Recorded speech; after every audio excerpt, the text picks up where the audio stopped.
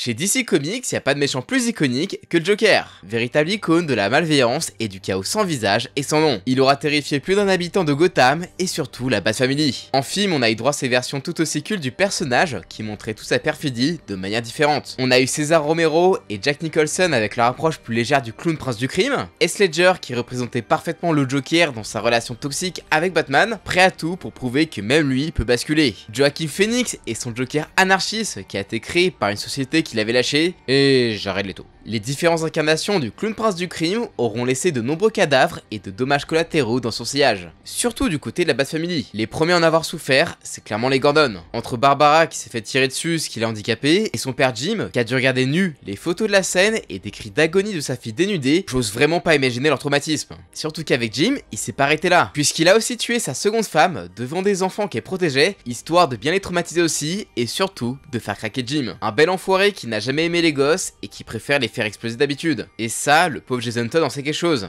Le pauvre, il cherchait juste à retrouver sa mère, et il se retrouve à se faire défoncer la gueule à coups de pied de biche devant sa daronne qui se grille une clope. Le tout avant d'exploser avec sa mère. Gros karma sur elle. Mais franchement, comparé à sa version New 52, c'était un enfant de cœur à l'époque. De retour avec son visage arraché, c'est tout Gotham qui l'a traumatisé, que ce soit les flics qui l'a terrorisé et tué dans leur commissariat, ou avec son gars jokerisant. Même la pauvre Harley y est passée. Il lui a fait croire qu'il allait lui arracher le visage, et quand il a découvert qu'elle vivait sa meilleure vie dans la Suicide Squad, il l'a enchaîné, torturé, battu, avant de la jeter dans une cellule avec les cadavres d'autres Harley. Vraiment, dans le deuil de la famille, il enchaînait dinguerie sur dinguerie. Il a fait subir les pires tortures au garde d'Arkham, a fait une tapisserie de cadavres pour Batu, et puis le coup du dîner de famille. Oh là là là là! Alfred jokerisé, la Bat-Family mutilée qui pensait avoir le visage arraché. Une masterclass. Et pourtant, il s'est surpassé dans Mascarade. Dans ce comics, il a non seulement jokerisé la Justice League entière pour l'envoyer se taper avec Batman, mais a aussi tranché la mimine d'Alfred, jokerisé tout Gotham, et il est mort avec Batman dans un combat dantesque. C'est pas pour rien que dans tous les médias où il apparaît, c'est une vraie menace. Dans les Arkham, il était derrière l'évasion des détenus de l'asile, était devenu surpuissant en mode Bane, et même après sa mort, il a bien failli gagner avec son plan pour recréer des Jokers, dont même Batman. Côté Injustice, c'est littéralement sa faute si Superman a vrillé dictateur, puisque c'est son gaz qui lui a fait croire qu'il affrontait Doomsday, alors que c'était Lois, dont la mort a fait péter Metropolis. Non, vraiment, c'est pas pour rien qu'ils l'ont foutu dans Mortal Kombat. Les trucs bien sadiques comme les Fatality, c'est carrément son truc. Pourtant, malgré tous ses crimes et sa malveillance, c'est loin d'être le seul, ni même le pire méchant de DC Comics. Alors aujourd'hui, je vous propose de découvrir 5 autres méchants qui feraient presque passer le Joker pour un vilain lambda. Et ils n'ont rien à envier aux méchants de l'univers Marvel. Allez, c'est parti!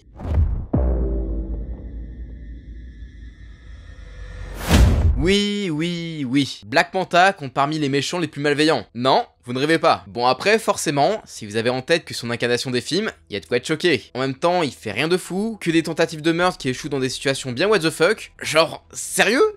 Mais c'est quoi ça? Mais comment il bute pas le gosse là? Et Mera qui se prend pour Neo dans Matrix? Non vraiment, c'est hyper ridicule. Mais je vous promets qu'en comics, c'est une vraie menace, et ce, dès ses débuts. Black Manta a toujours détesté la mer et tout ce qui s'y rapproche, à cause de son enfance, plus que catastrophique. Dans sa version post-crisis, c'était un enfant atteint du trouble du spectre autistique qui s'est fait enlever sur un bateau pour y bosser chaque jour comme esclave, passant parfois des jours sans boire ni manger. La seule fois où il a eu de l'espoir, c'est en voyant au large le jeune Aquaman jouant avec un dauphin, mais il n'est pas venu le sauver, déclenchant ainsi la haine du jeune David Hyde qui tua ses geôliers. Et une fois libéré, le pauvre gosse a fini dans un asile où il était torturé et où on faisait des expériences sur lui, juste pour le rendre plus normal. Et devinez quoi? Ça a super bien marché. Mais non, je déconne. Ça l'aura finalement rendu beaucoup plus violent, tuant ses médecins à coups de seringue. Et en vrai, du côté de ses origines modernes, rien de bien foufou, juste une banale histoire de vengeance qui est un petit peu comme dans le film, ou presque. Alors en gros, il voulait choper de l'ADN d'Aquaman jeune pour un contrat, mais il est tombé sur son père. Ce dernier a flippé et il est mort d'une attaque. Du coup, Aquaman a retrouvé le bateau de Manta, et pensant qu'il était à bord, il a tué le père de Manta par vengeance. Et c'est ainsi qu'est née leur haine mutuelle. Et cette guéguerre entre les deux, elle est vraiment partie loin quand même. Dans une énième tentative d'invasion d'Atlantide par Black Manta et ses hommes, ils avaient réussi à faire captif Aquaman et sa petite famille. Sauf que le de juste les tuer, ce qui manque de fun, Manta a eu l'idée sadique d'envoyer Aquaman et son acolyte Aqualad dans une arène dans un combat à mort pour sauver le fils d'Aquaman. Et au final, même en faisant vite pour libérer l'enfant sans avoir à s'entretuer, il était déjà trop tard. Le petit était mort asphyxié. Je sais pas si vous vous rendez compte, mais c'est une mort super horrible, surtout pour un gosse. D'ailleurs, c'est vachement rare de faire tuer des enfants dans des comics. Mais bon, après le mec, il en a rien à foutre. Il est horrible, même avec son propre enfant. Lorsqu'il a appris la résurrection d'Aquaman lors de Brightest Day, il était si content qu'il n'a pas pu s'empêcher de tuer des pauvres randoms avant de réenfiler le costume à la recherche d'une occasion de relancer les hostilités avec son vieil ennemi. Et il a pas eu à attendre longtemps puisque les Atlantes rebelles, les Xebel, sont venus à lui avec un plan. Tuer son fils avant qu'il ne s'allie à Aquaman. Oui, Manta a bien accepté au Kalen de tuer son fils dont il ne connaissait même pas l'existence. Et il a eu zéro cheat dans leur affrontement, lui balançant carrément qu'il n'en avait jamais rien à foutre de Jackson et sa mère. Ouais, sympa le daron, mais ne pensez pas que c'est juste un criminel qui se contente de petits meurtres entre familles. Non, bien au contraire. Les attaques à grande échelle, c'est aussi son truc. Et c'est évidemment Atlantis qui en a plus fait les frais. Ainsi, ce grand malade a déjà essayé de faire suffoquer toute la ville en la vidant de son eau, ce qui rappelle ce qu'il a fait au fils d'Aquaman, et il a aussi tenté de la faire s'autodétruire à grands coups de gaz de terreur de l'épouvantail, causant le chaos en ville. Mais son plus grand coup de génie, ça reste en Rebirth. Avec sa petite armée privée nommée Nemo,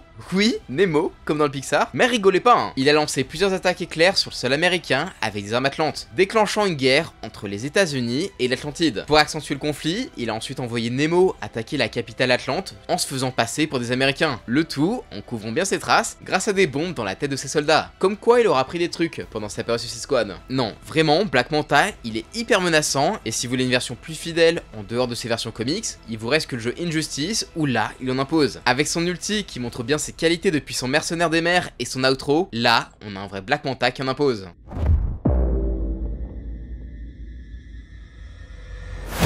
On en a déjà parlé dans une de mes précédentes vidéos, mais Reverse Flash, c'est clairement le pire méchant de l'univers d'ici, bien plus que le Joker. C'est un psychopathe sadique et obsessionnel, dévoué à bousiller la vie de Barry Allen. Du coup, pour ceux qui n'auraient pas vu ma vidéo, on va se faire un petit florilège de ses plus gros dingueries, juste pour le plaisir. Pour comprendre à quel point c'est un malade, y a rien de mieux que le mème de Reverse Flash qui dit à Barry: est-ce que tu te rappelles de ta première fois avec ta petite copine? Et tu as craché au moment où elle a touché ta jambe.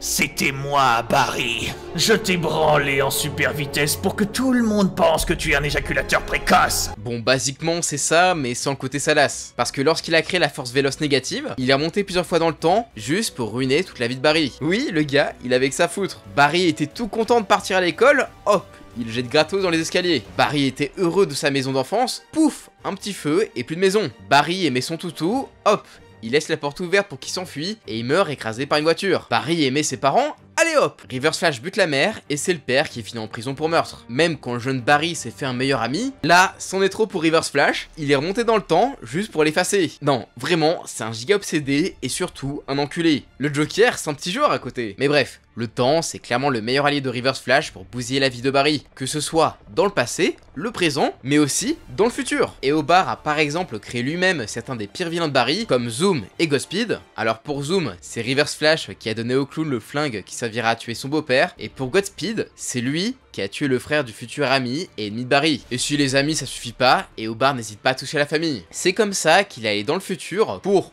sauver les enfants de Barry. Mais en fait, c'était juste pour les corrompre. Il en fera des vilains qu'il enverra affronter leur propre père. Et ça, c'est qu'on est de bonne humeur avec la famille de Barry. Parce que le Boog, il a déjà fait bien pire. Genre, vous voyez Iris, le grand amour de Barry. Ben, il a essayé de la pécho plusieurs fois, dont une en se faisant passer pour Barry. Et quand elle a envoyé péter, ben, il a tout simplement tué à une soirée costumée où elle était en bad girl. Oui, il kiffe pas trop prendre des râteaux. Plus tard, quand Barry allait se remarier, il a voulu tuer la nouvelle femme de Barry, et là, Flash, il a explosé de colère, et il a buté devant sa femme, qui a fini traumatisée. Et quand Reverse Flash est revenu à la vie, plus vénère que jamais, il s'est attaqué à toute la Flash Family, tuant même au passage le héros Johnny Quick, avant d'essayer de buter Iris, le jour de son premier rencard avec Barry. Forcément, avec toutes les dingueries que Reverse Flash lui avait faites, Barry, il en pouvait plus. Et c'est ce qui l'a poussé à remonter dans le temps pour sauver sa mère, créant ainsi le Flashpoint, puis l'ère New 52. Donc oui, c'est un petit peu de la faute de Reverse Flash si en 2011, on s'est tapé un reboot en demi-teint de l'univers d'ici. Un vrai enculé qui fait même du mal au lecteur, mais aussi à Batman, qui l'aura bien tabassé, avant de déchirer la dernière lettre de son père devant ses yeux. Non, vraiment, ce bâtard, il a aucun respect.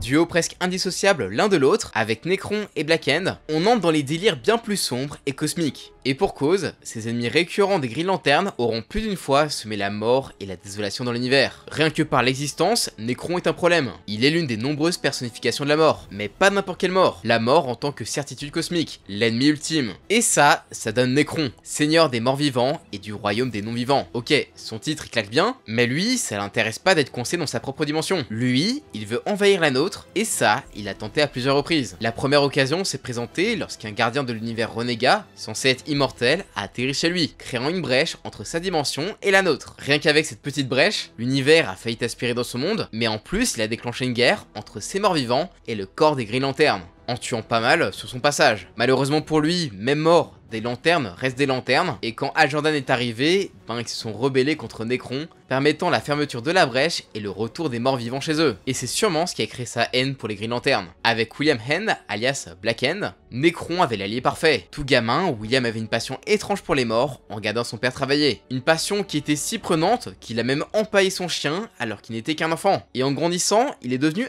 un petit peu trop fan des cadavres. Et sa vie bascula lorsqu'Atrocitus croisa son chemin, permettant à William d'obtenir une arme capable d'absorber et de renvoyer les pouvoirs de lanterne. Du coup, il a pris des sacs mortuaires, en a fait son costume et est devenu Black Hand, un ennemi récurrent de Green Lantern. Et il est terrifiant, si passionné par la mort qu'il dormait avec des cadavres avant de finir par tuer toute sa famille, puis lui-même, devenant ainsi l'avatar parfait de la mort et le premier Black Lantern de Nekron. Ensemble, Nekron et Black Hand ont commis l'une des pires atrocités de DC, la Blackest Night. Après la guerre du Sinestro Corps où le cadavre de l'Anti-Monitor avait été envoyé dérivé dans l'espace, Nekron l'a récupéré pour en faire la batterie centrale de son futur corps des Black Lantern. Avec Black Hand comme son avatar et point d'ancrage dans le monde des vivants, ils ont ressuscité de nombreux héros, vilains et civils pour tourmenter les vivants. Résultat, de nombreux héros ont dû affronter des versions zombifiées de leurs proches, juste pour alimenter les anneaux noirs en émotion. T'as même Aquaman qui avait été zombifié avec sa maîtresse pour tourmenter Mera en lui balançant au KLM un truc genre « Rejoins-nous, notre famille est là et notre fils aussi ». Ah ouais quand même.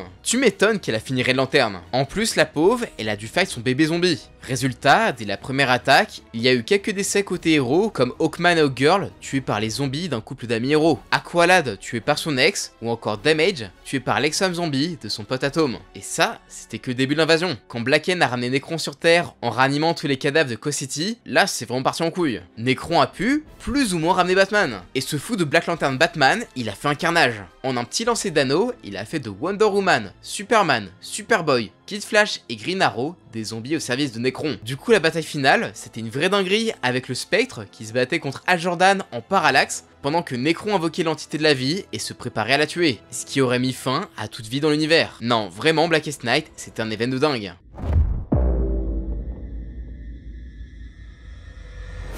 Comment faire une vidéo sur les méchants les plus malveillants sans parler du dieu sombre d'Apocalypse, Darkseid. Lui, peu importe le média ou le monde parallèle où il apparaît, tout ce qu'il fait puis la malveillance, et c'est à l'image du monde de cauchemar où il vit. Bon, déjà, peu importe son origin story, c'est un connard, voilà. Ça, c'est dit, et ce, même à ses débuts avec Jack Kirby. Ici, celui qui était connu sous le nom d'Uxas n'a pas hésité à tuer son frère Drax. Non, pas celui-là. S'il a fait, c'est pour obtenir les pouvoirs Omega qui feraient de lui un dieu. Côté New 52, il a eu carrément deux origin stories différentes, mais qui en font toutes un connard. Dans la première, Uxas faisait juste partie d'une famille de fermiers, et il en avait ras le cul des anciens dieux qui faisaient que de se battre, sans faire gaffe aux mortels qui les vénéraient. Du coup, en pleine nuit, il les a engrainés pour déclencher une guerre entre eux, histoire d'en récupérer les pouvoirs, faisant de lui Darkseid. D'ailleurs, quand son père va ressusciter les anciens dieux, Uxas, même sans pouvoir, ne va pas hésiter à buter le daron pour récupérer ses pouvoirs. Et dans sa nouvelle origine, c'est pas mieux. Uxas et son frère Isaiah étaient les leaders des nouveaux dieux, jusqu'à ce que Uxas bute la femme de son frère, déclenchant une guerre entre celui qui deviendra le haut-père et Darkseid. D'ailleurs, cette guerre interminable a donné lieu à de saloperies du dieu sombre. Genre, les conditions de leur traité de paix à la con, c'était de s'échanger leur fils. Genre, pourquoi ?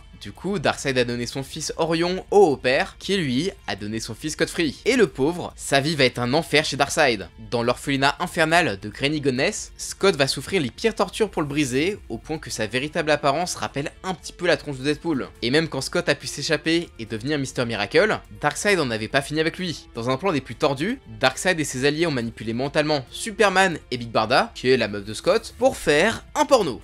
Mais c'est quoi ce truc? Oui, un porno pour que Scott regarde et soit traumatisé. Et heureusement qu'il a pu interrompre le tournage, sinon j'imagine même pas le drama. Au-delà de ces petits jeux de pouvoirs familiaux, faut pas oublier que le gars, c'est un tyran cosmique avec des pouvoirs divins. Du coup, tous ceux qui vénèrent des autres dieux comme les Amazones par exemple, il aime pas trop. Donc dès qu'il en a eu l'occasion, il a envahi leur île et l'a ravagé bien comme il faut avec un grand sourire. Vraiment. il a tué la moitié des Amazones, un vrai carnage. À part tuer des dieux et ceux qui les vénèrent, Darkseid a une grande obsession, l'équation d'Antivie. Une équation toute puissante, capable de réduire à néant toute volonté et liberté des êtres intelligents, faisant d'eux les esclaves de celui possédant l'équation. Ainsi, grâce à celle-ci obtenue dans l'event Final Crisis, il avait fait de toute la Terre son armée de bons petits chiens à ses ordres. C'est d'ailleurs grâce à cette équation que le Darkseid de la Snyder Cut a fait de Superman sa bitch, qui je le rappelle, a ravagé la Terre pour lui. D'ailleurs, côté comics, c'est aussi durant l'event Final Crisis qu'il a tué Batman à coups de rayon Omega, l'envoyant se balader à travers le temps sans espoir de revenir. Enfin, en théorie. Par contre, dans le film d'animation Justice League Dark Apocalypse War, on finit sur des conséquences bien plus dramatiques. Ici, grâce à son armée de paradémons à moitié Doomsday,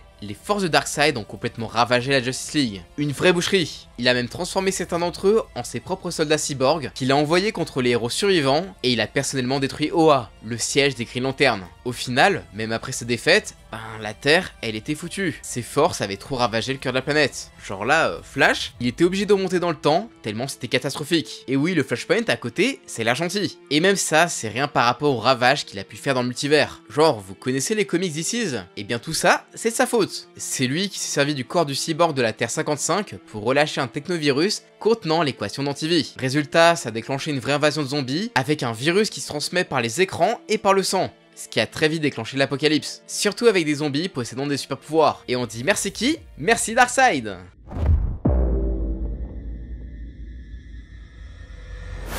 Bon, si vous êtes abonné à la chaîne depuis quelques temps déjà, vous connaissez sûrement mon avis sur Batman Kiri. C'est le perso sur lequel DC a beaucoup trop forcé. Et ça se voit bien avec tous les crimes toujours plus abusés qu'il a pu commettre. Donc forcément, même si je le porte pas dans mon cœur, comment ne pas parler du pire Batman alternatif qui compte parmi les méchants les plus malveillants de DC? Avant même de mettre les pieds dans le multivers positif, il avait déjà fait des ravages sur sa propre terre négative du Dark Multiverse. Alors, le Dark Multiverse, qu'est-ce que c'est? Eh bien c'est simple, c'est un multivers qui applique bêtement la loi de Murphy. Tout ce qui est susceptible d'aller mal, ira mal. Et c'est encore plus vrai chez le Batman Kiri. Ce Batman, infecté par le Joker virus, est devenu le pire cauchemar de son univers, mélangeant le sadisme du Joker au génie de Batman. Résultat, 3 jours après avoir tué le Joker, l'infectant de son virus, lorsque la Bat Family a commencé à soupçonner son état, il s'est simplement retourné contre eux, les tuant tous ou presque à coups de mitraillette. Il a quand même laissé son fils Damian en vie, histoire de le convaincre de le rejoindre, en l'infectant également de son virus Joker, faisant de Damian le premier de ses Robin esclaves. 2 semaines plus tard, il a utilisé les armes des plus grands vilains de la Justice League pour tuer, dans un vrai bain de sang, toute son équipe.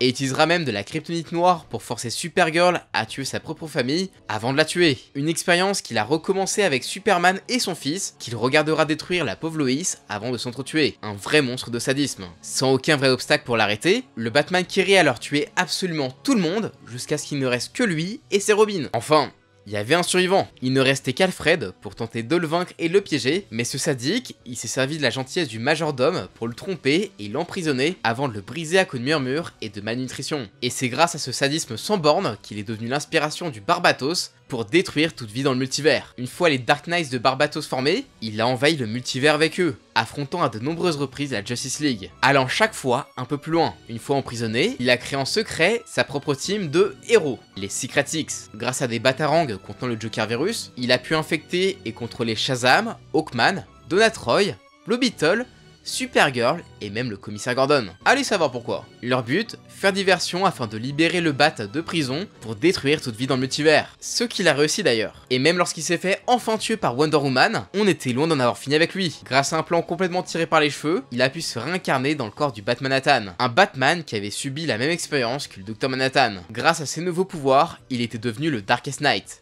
Un être tout-puissant qui a façonné l'univers à son image tordue, sur une terre en mode Battle World en forme de chauve-souris. Et même dans sa bataille finale, c'était un vrai bordel. Ça se balançait carrément des planètes en mode Gurren Lagann, mais en nul. Non, vraiment avec lui, trop, c'est trop. Son auteur, c'est vraiment Maxeur. Mais pour vous, qui est le méchant d'ici le plus malveillant? Personnellement, je dirais le Batman Kiri ou Reverse Flash. Et vu tous les vilains de DC Comics, il y a de quoi faire un épisode 2. Enfin, ça, c'est si vous êtes chaud. Sur ce, si la vidéo vous a plu, je vous invite à exploser les pouces bleus, à vous abonner et activer la cloche si c'est pas déjà fait, ça fait toujours plaisir. Et sur ce, moi je vous dis à la prochaine, ciao!